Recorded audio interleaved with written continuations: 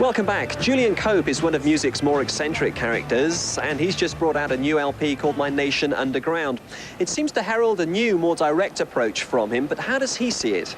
I mean, in a way, it's a bit like all the albums. I always get accused of it not sounding like the last album. But every album I put out, I get accused of that, really. But I don't know, that's the way kind of the way that I am. I always like to add things, you know, add like maybe 2 new styles, because I just collect styles and I accumulate them. I'm a typical white male, you know, borrowing, ripping off. That's it. I suppose a sense of humour is important. I mean, there's a great danger of getting worthy, isn't there? I think one of the things that I am aware of is that I do speak a certain amount of cack, and it's inevitable. And if people don't like it, then they're not really going to be into me. You know, I can't. I hate it because there's people nowadays, contemporaries, my peers, are saying the same thing that Robert Plant and John Anderson and all those kind of people were saying in 75, 76.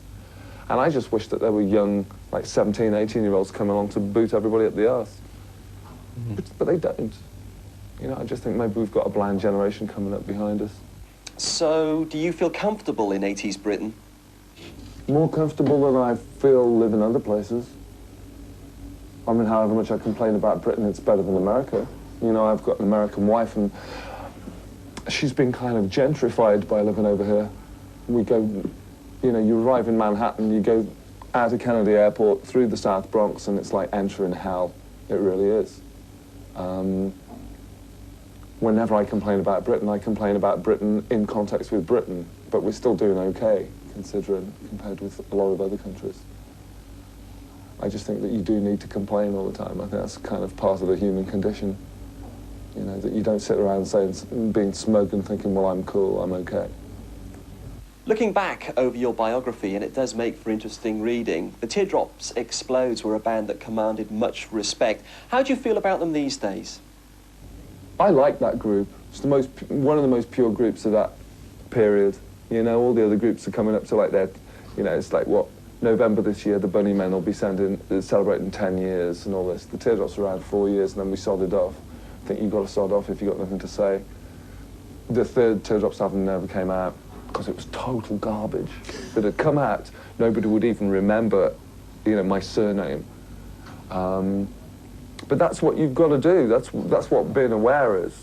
You know, it's not just what you write. It's knowing what you've written and which parts shouldn't be released. I don't mind what happened in the Teardrops. I mean, I was royally ripped off by most people, but it kept me down.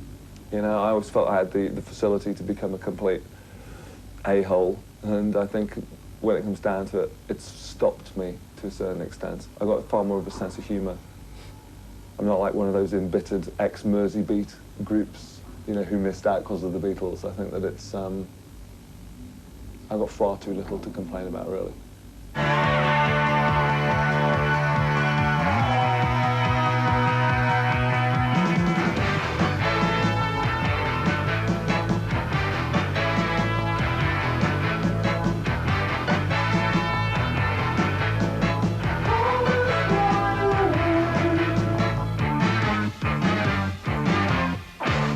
You've admitted that the band probably took far too many drugs in their time.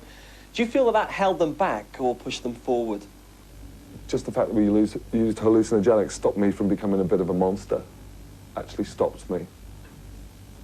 And yet, were you able to control the intake? Or did things get out of hand? No, things got ridiculously out of hand. Ludicrously out of hand. Which was kind of the reason that it took me like 3 years to get back on my feet afterwards. But people tend to think that the Teardrops was a time when I was crazy and everybody else was trying to stop me. What they forget is that it was 3 other people in the group who were very, very weird. But because I was the singer, they tend to think I was the weird one. You know, difference is that like Dave Balfe, the keyboard player, he thought he was normal. You know, and he was completely off his trolley. But, no, I think we came through it fine, really. Some years ago, just after you went solo, I remember seeing you at the Hammersmith Odeon here in London, and you started to rip your body to shreds with the microphone stand. Why did you do it? Probably because I'm a dickhead. You know, it's one of those things that, I mean, that is actually like a flippant answer, but I think that's actually true. I think that when I was a kid, I was probably the same as most kids. You know, I mean, kids carve their arms up. It's just the thing to do. I used to carve my arms and my legs up, mainly when my parents couldn't see. You know, you do it kind of down there around. It's a kind of a kid thing. The difference is that I got on stage and I realised that I was doing a bad show. Sometimes you just want to give everything, you know. And in my distorted idea of what entertainment was, I thought, well, I'll give them everything. And I remember quoting Kenneth Williams as I was doing it, which I thought kind of gave it a real irony, because I remember saying, infamy, infamy, they've all got it in for me. Which at least made it a bit funny, but it was a gross thing to do. And in my room